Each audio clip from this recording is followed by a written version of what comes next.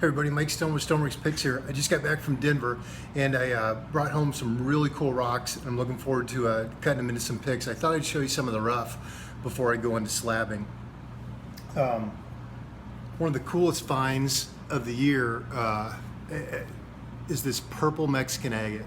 I don't see this stuff very often, and I was like a kid in a candy store. It was like Christmas Day when I saw this in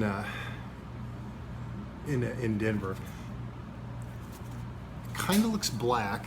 I'm gonna wet it here so I can kind of make it pop. Some of it looks black, but when you get into it, you should see the purple. And there's the high contrast between the white and that blackish purple is gonna be stunning. Here's a couple other smaller ones I'll show you too.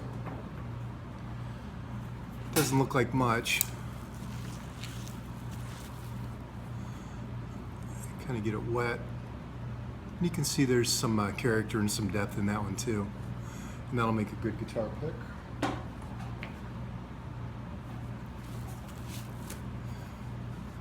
Hopefully you can see the purple in there. Let me get the glare out. Yeah, these should slab up really nice. I'm really curious to see how this cuts. I've had this material before, but not in this size or quantity. So it's gonna be fun. It's the first time I've cut it. It'll be good. The next stone I have is a Swazi agate, and these are going to be cool too. They've got some maroon tones and some grays.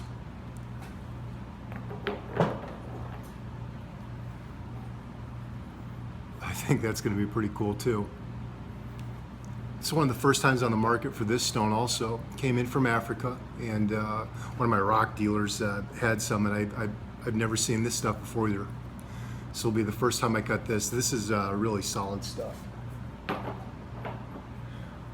think one of the coolest rocks I found was this ocean jasper. And I've got some ocean jasper that I found in Tucson 3 years ago, and it's actually from the same dealer. He just didn't bring this stuff down. And it's got orbs. Ocean jaspers from Madagascar. There's not a lot of it on the market, and especially not this solid. Usually when you see the lines in ocean jasper, it's filled with crystal. And crystal and agate don't mix for a guitar pick. It creates a vug or a crease, and I can't use it. So when I find it this size and in this unique pattern, I buy it. So the next stone, something new too. I found some citrine crystals. And when you go to Denver or you go to the Tucson rock shows and find stones, there's crystals everywhere. And they're really cool, but they're usually pretty cracked up. And I've never found some that I thought were clear enough to cut into some picks. And if they were clear enough to cut into some picks, they were so expensive that it just didn't make any sense to buy them. So I found these that were semi-clear, and there's a little bit of crackage in there, but crackage, who says that word?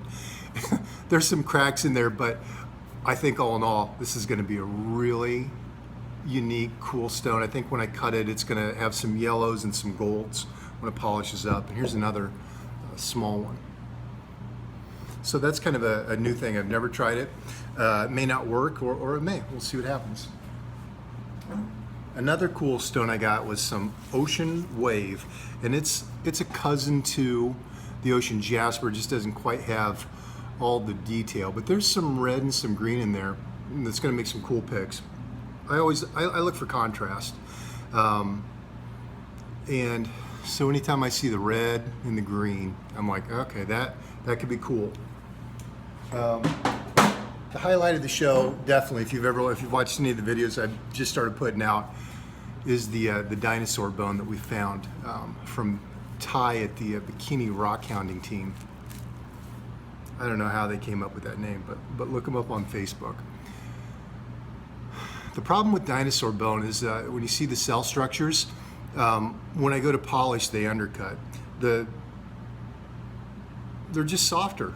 and it's just how bone is. But every now and then you can find a piece that's agatized enough that it doesn't undercut when we polish it. And so hopefully this one will meet those standards. And I don't know until I get into it and I slab it and I actually get them polished whether it's going to be. So a lot of this stuff I just take a chance on.